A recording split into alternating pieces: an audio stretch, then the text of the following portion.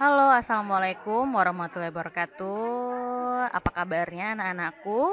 Senang sekali pada hari ini kita akan memasuki pembelajaran geografi di bab kedua atau KD 3.2 tentang interaksi keruangan desa dan kota.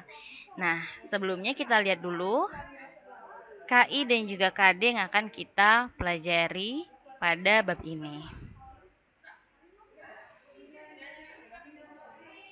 Nah, ini dia KD 3.2-nya menganalisis struktur keruangan desa dan kota, interaksi desa dan kota, serta kaitannya dengan usaha pemerataan pembangunan.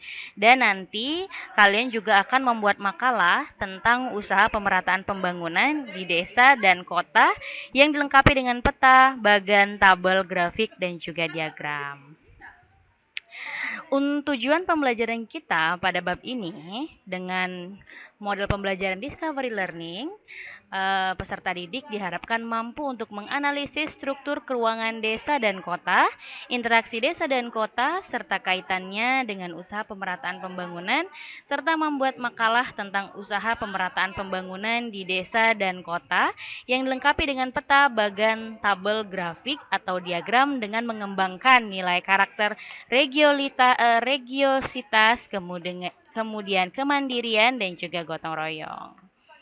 Baik, anak-anakku, bisa kalian lihat gambar di samping. Ini adalah sebuah gambar yang sangat berbeda sekali. Gambar satu kedua. Coba kalian perhatikan dan kalian diskusikan perbedaannya. Bagaimanakah interaksinya? Nah, setelah kalian lihat gambar di atas, ya, kalian pasti sudah bisa memahami apa perbedaannya. Jadi yang di atas ini jelas sekali terlihat bahwasanya ini adalah sebuah perkotaan dan yang di bawah ini adalah sebuah perdesaan. Jadi sesuai dengan materi yang akan kita pelajari hari ini adalah tentang interaksi desa dan kota. Nah, kira-kira bagaimana interaksinya?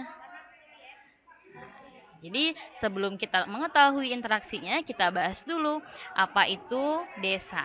Jadi desa itu adalah pemukiman yang lokasinya berada di luar kota, yang sebagian besar penduduknya memiliki mata pencarian sebagai petani atau juga nelayan. Jadi tergantung letaknya di mana. Kalau letaknya di daerah pesisir, otomatis desa tersebut adalah sebagian besar mata pencariannya nelayan. Kemudian menurut Bintarto, desa itu ada 3 unsur loh. Jadi ada daerah, ada penduduk, dan juga ada tata kehidupan. Nah, untuk ciri-ciri masyarakat desa bisa kita lihat di sini. Yang pertama, masyarakat desa itu kehidupannya tergantung sekali pada alam. Yang kedua, toleransi sosialnya kuat. Yang ketiga, adat istiadat dan norma-norma agamanya kuat. Dan yang keempat, kontrol sosialnya didasarkan pada hukum informal. Jadi kalau kontrol hukumnya itu berdasarkan hukum adat biasanya. Kemudian hubungan kekerabatan didasarkan pada gemensef atau paguyuban dan pola pikirnya irasional. Jadi mereka masih percaya terhadap mitos-mitos yang berkembang pada daerahnya. Kemudian yang ketujuh, perekonomiannya bersifat agraris. Jadi biasanya mereka bertani ya atau menjadi nelayan. Kemudian yang pertama itu kehidupannya tergantung pada alam, jelas, apalagi mereka kehidupannya sebagai petani dan nelayan, karena ekonomi yang tadi petani dan nelayan apabila sedang kemarau ya mereka artinya kekeringan gitu ya. Jadi tidak bisa mengirigasi sawahnya, ataupun ketika musim penghujan terjadilah banjir sehingga gagal panen. Nah, itu sangat sekali tergantung pada alam. Begitupun juga penduduk yang ada di pesisir pantai sebagai nelayan, apabila sedang angin kencang, mereka akan sangat sulit sekali melaut. Seperti itu. Nah, kemudian ada desa.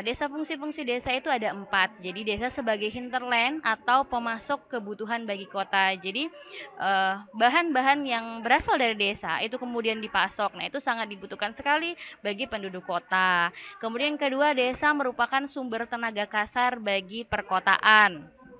Nah, yang selanjutnya, desa merupakan mitra bagi pembangunan kota. Artinya mereka ini sangat berhubungan sekali ya, untuk membangun sebuah kota. Kemudian desa sebagai bentuk pemerintahan terkecil di wilayah kesatuan negara Republik Indonesia. Nah, mungkin cukup sampai di sini tentang ciri-ciri masyarakat desa, pengertian desa, dan juga fungsi desa. Nanti akan kita bahas lagi tentang pola persebaran desa dan lain-lain. Setelah itu nanti kalian lihat bagaimana interaksinya. Oke, sampai ketemu lagi di pertemuan selanjutnya. Assalamualaikum warahmatullahi wabarakatuh.